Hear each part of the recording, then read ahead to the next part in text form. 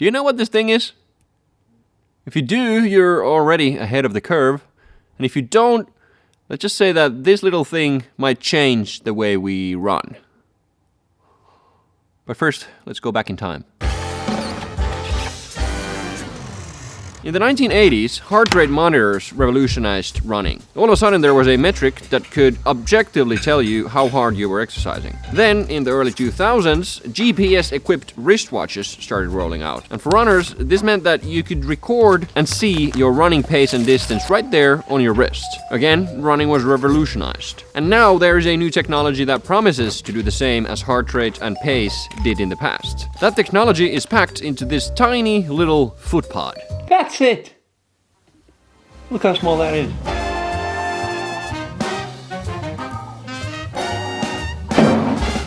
Just put this clip here underneath my laces, then I can just clip this on.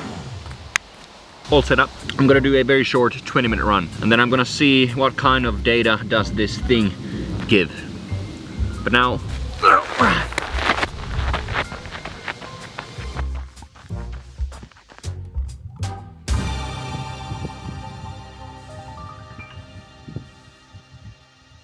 my easy pace seems to be around 250 watts. So apparently running generates a lot more power than cycling. Power. That's the new kid on the block. But why would we need yet another metric? Well, let's compare these three metrics: heart rate, pace, and power. Here's what happens to each metric when you run up and down a hill. As you start running uphill, your heart rate will start to rise slowly. And even when you start descending, your heart rate might still be increasing, even though you're now exerting less effort on the downhill. Pace is a different story. As you start climbing, the intensity is increasing, but your pace will drop. And on the downhill, your pace surges upwards, even though the intensity is lower. But power, on the other hand, will instantly jump to the appropriate level once you start to run uphill. And it will also change instantly when you start running downhill. So if you compare the amount of work to how these three metrics behave, it's pretty clear that power gives you the most accurate picture of what is actually going on in your body. And this is why so many people are excited about running power. Because if we could somehow measure running power accurately, it would be the ultimate metric for intensity. But the emphasis is on the word if. Okay, let's see. What kind of data do we have? I'm gonna add a note. First time running with power. Smiley face, exclamation mark, until he rocks, smiley, 3 exclamation marks. So Stride has this thing called Power Center, which gathers all your running power data. And it gives all of these interesting metrics for you to look at. The most important metric is, of course, power, but then you also have some other rather unfamiliar metrics. You got ground contact time, which refers to the duration your foot is on the ground. You've got leg spring stiffness, which basically means how springy your steps are. And then you've got vertical oscillation, which is the measure of the up and down movement of the runner. And what all of these fancy metrics have in common is that they correlate with your running economy. For instance, smaller vertical oscillation means that more power is directed horizontally forward and not wasted on vertical movement. And this might be one of the major applications of running power meters in the future. They might help us quantify running economy, which has been practically impossible in the past. But assessing your running economy with power meters is still a bit iffy. For instance, an experiment led by Hans van Dijk showed that running with a higher cadence seemed to improve running efficiency based on power. But when they also measured VO2, the higher cadence actually led to an increased energy cost, which means that the efficiency was actually lower. The co-founders of Stride speculated that the results were likely an artifact of the inability of the power meter to account for elastic energy stored and released by tendons. So as of now, I'd say that improving running economy with power meters is tricky at best.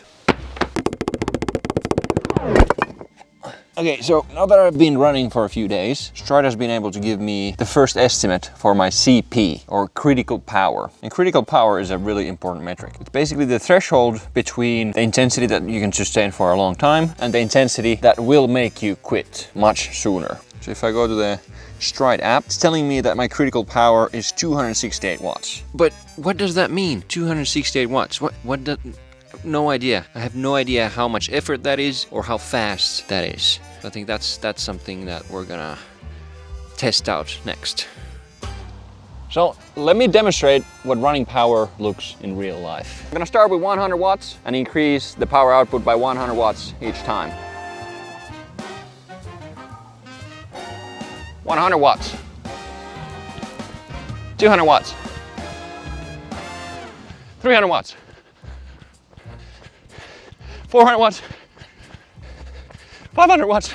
Here we come to the biggest problem with running power meters. Even though my running power meter is showing me that I'm producing 600 watts, I'm not actually producing 600 watts. Fuck.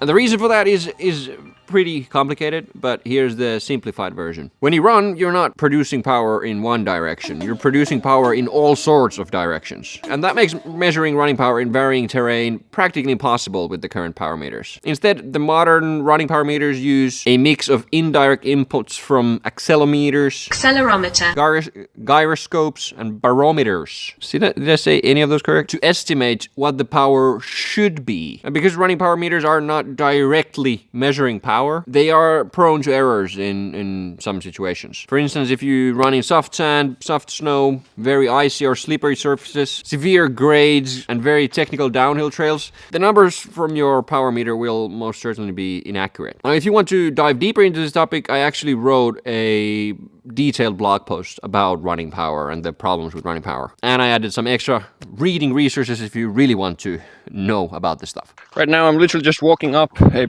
pretty steep hill and I'm generating 210 watts. If there's one thing that power teaches you, it's that you should definitely slow down in the uphill if you're trying to do an easy run.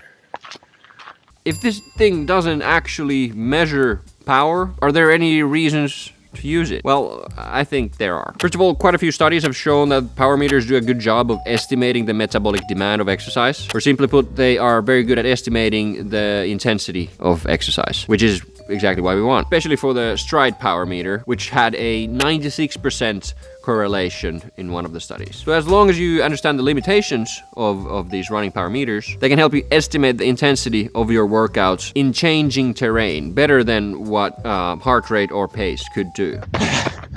Are different.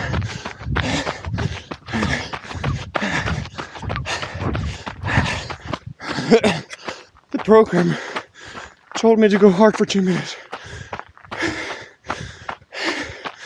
So I did.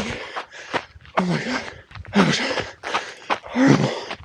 So is this the future of running? Well, for that to happen, I think one of two things would need to happen. One, the algorithms in these things should become so developed and so accurate that the correlation between VO2 and the number from this power meter is close to 100% in every type of terrain. And I am no engineer, so I have no idea if that's actually possible. Or two, we would need to come up with a way to actually measure running power.